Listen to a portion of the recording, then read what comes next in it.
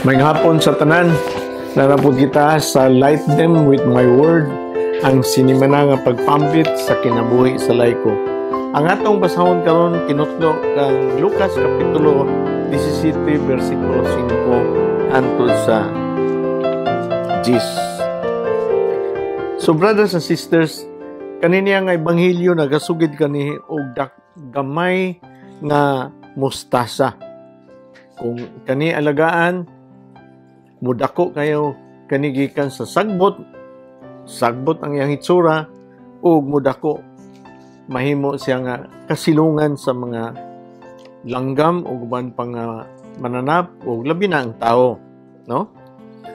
So brothers and sisters, kani nga ebanghelyo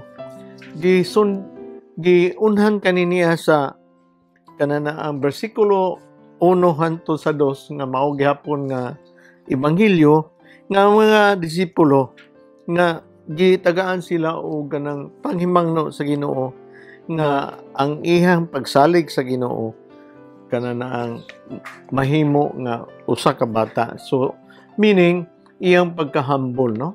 Masinubtanon, mapahihubsanon ug nagsalig gayud sa Ginoo. So mo kani ang ilang gitudlo sa kanana ang sa mga disipulo o sa mga apostoles. Human niya na sa bersikulo 3 hangtod sa 4, mao gyapon nga ebanghelyo, gitagaan sila og kanang panghimangno usab kita sa usa ka community, bantay usab kita og atong atimanon, labi na katong mga huyang membro sa atong community nga kinahanglan atong pag-atimanon. So musugot kita ni Kristo nining iyang pagpahimangno o iyang sugo kanato, gikinahanglan nato ang atong pagtuo, pagsalig kaniya, pasensya sa ato ang mga kanana ang mga kaigsunan o brothers and sisters, paglaom usab nga kinintanan mabuhat nato. Dili kani mabuhat ug wala diha atong pagtuo. Magsumikad kani sa gamay nga butang atong pagabuhaton. Muna siya nga hatag na po siya panag-ingnan nining sunod nga kanang ebanghelyo nga ni San Lucas gikan gyapon sa kapitulo 17 bersikulo 5 hangtod sa 10 karon atong pagabatbaton nga nagsumikad kani sa ato ang pagtuo, no? Mga apostoles muna na ang paglantaw nila nga kalisod ba Lord Jesus, among master kalisod ba sundon niya na tagay kami o kanana ang kanang paglambo sa amo ang pagtuo. But brothers and sisters, prior to that, sa Mateo kapitulo 8 versikulo 26, makita nato ni nga human sila nagsangyaw sa maayong balita ni Kristo, ni Jesucristo ilang master, niadto sila sa pikas tampis sakay sa ilang baruto o baruto na bangka o dako nga baruto. Wherein nangalisang ang mga disipulo kay nganuman hapit naman sila malunod o gitagbo man sila dako nga kanang balod o hangin o dili may timpo. Si Jesus na sa atong unahan natulog, walay pagpakabana sa ilang pagtuo, gipukaw nila, nakadesider sila pukaw nato ni kay hapit na tamalunod. O unsay tubag ni Kristo, siya nga pagkagamay ba sa inyong pagtuo. Ngano man kamo nangalisang man kamo, wala ninyo nga ang sa inyong kinabuhi naakod sa inyo gauban, sa inyong mga problema o uban pa nga mga gikinahanglanon labi na karon sa inyong pagkalisang tungod anang ng dako nga balod ug hangin nga samtang nagsakay ni dako nga baruto. Apan ngano man nga gamay ang inyong pagtuo nga naa man ako, nganong nalisang man kamo. Unya kani ebanghelyo sa bersikulo 5 sa kapitulo 17, ang apostoles napod tungod sa mga panghimangno ni Jesucristo o iyang mga tambag ihang mga requirements sa ato ang kinabuhi sa community nga ilang gipuy-an uban sa ilang mga kaigsuonan. Dili mahimo namo ni o wala kami pagtuo.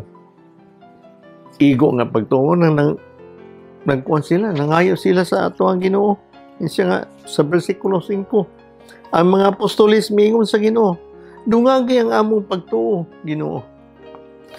Og ang Ginoo mitubag kun do na kamoy pagtuo sama sa gidak-on sa liso sa mustasa, makasugo kamo sa kahoy nga si kamuro, maibot og mabalhin sa ngadto sa dagat, ug kini mutuman kaninyo.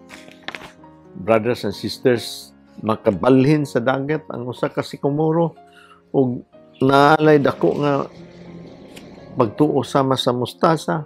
Kung ingnon nato ug mubalhin siya dito sa dagat. Brothers and sisters, ang gikinahanglan day ang pagtuo nga usa ka gamay sa mustasa, kay kini makahatag kanato ug kanang ang katumanan sa ato ang gihambin, no? Wonderful things that will happen to us, no? Nag-istorya ang Ginoo sa pagtuo sa Ginoo. Mooy ato ang gikinahanglan sa atong community. So, ang gikinahanglan day gamay lang nga liso sa mustasa kadako ang ato ang pagtuo. So, muta na mo nga naman ang mga disipulo na yun siya nga dugangi among pagtuo. Tungod man good brothers and sisters, ang ilang pagtuo siguro, wala makaabot sa ingon anak ka dako sa liso sa mustasa. Gamay na gani ang mustasa, wala pagyud muhaom ngayon anak kadako ang ilahang pagtuo. Mas gamay pagyud ang uban siguro wala gyud diha. So, brothers and sisters, sa versikulo 7, pananglitan adunay usa ka kaninyo nga may sulugoon nga nagdaro o nagatiman sa karniro. Inigabot niya gikan sa uma. Ingnon ba ninyo siya? Pagdali diha aron mukaon ka, dili gayud imo hinuong siyang ingnon. Andama ang akong panihapon ug unya pagbakos ug silbihi ako. Human akong kaon, ikaw na usab. Ang usa ka sulugon dili angay pasalamatan tungod sa iyang pagtuman sa sugo, di ba? So brothers and sisters, gikinahanglan nato human nato nga naay pagtuo, pag-atiman sa atong mga kaigsuonan, pag-atiman sa plano sa Ginoo para sa kanatong tanan. Isip usa ka alagad, pag-atiman sa ato ang pamilya, labaw sa tanan sa ato ang kaugalingon nga kita ang atong pagtuo subay gayud sa atong paglaom, pasensya o pagsalig sa Ginoo. So brothers and sisters, diri naingon siya nga kanana ang kinahanglan na kitay proper attitude, no? Proper nga batasan sa ato ang pagtuo. Nagpunting sa Ginoo nga igo lang kita naghatag sa ato ang angayan nga pangpangalagad diha sa ato ang community o diha sa atong parokya o sa ato ang mga kaigsunan o diha sa ato ang pamilya. Kinahanglan mga alagad magkita sa Ginoo. Ang ato ang modelo gayud makita na to sa Mateo 20:28, Jesus kaningon man siya nga, wala akong anhidri para serbihan, but nag-anhi ako para ako mo serbisyo. Serbisyo sa ato ang kaigsunan ug serbisyo sa ato ang mga ato ang pamilya, serbisyo, brothers and sisters, sa ato ang community, mao ato ang simbahan. No? Voluntary kani, libre kani kanato nga ato ang pagabuhaton. Wala ta pugsa sa Ginoo. Kay gitagaan kita og libre o kagawasan mo desider niini, brothers and sisters. So, ang Ginoo siya nag-expect sa kanato. Siya mismo kanang nagtamod kanato nga kita magserbisyo gayud cheerfully and willingly, and ihatag nato kaniya ang atong serbisyo diya sa pagdaig, paghimaya o buhi nga serbisyo diha sa atong mga kaigsuonan o atong pamilya o atong community. Sa atong pagpangalagad, iyag yung gihatagan o kanana ang ihemplo ang usa ka ulipon. But wala siya magpasabot nga iya kitang himong ulipon, but kita kagawasan sa atong desisyon. Ato kining ginabuhat nga magpakaulipon sa Ginoo kay kita nahigugma o nakasabot sa iyang pagatiman usab sa mga kaigsuonan nato o makadangog sa mga balita kay gusto po niya ma-extend o mahatag kanila ang kaluwasan. So brothers and sisters, kani ang pagtudlo diha sa kinabuhi sa atong community nga nagpasabot lang ang kanang pagkaalagad gipahimangnuan kita niya, no?